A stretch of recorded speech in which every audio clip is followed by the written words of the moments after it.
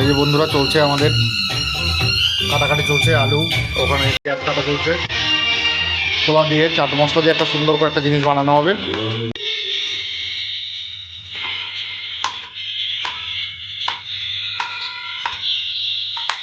দেখায় ছোলাটাকে কি করা হচ্ছে ওখানে। এই দেখুন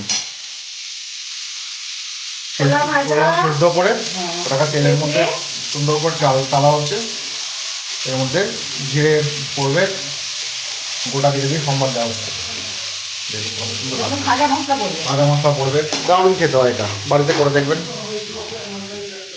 এনজয় হচ্ছে তো। গান চলছে, খুব আনন্দ করছি আমরা।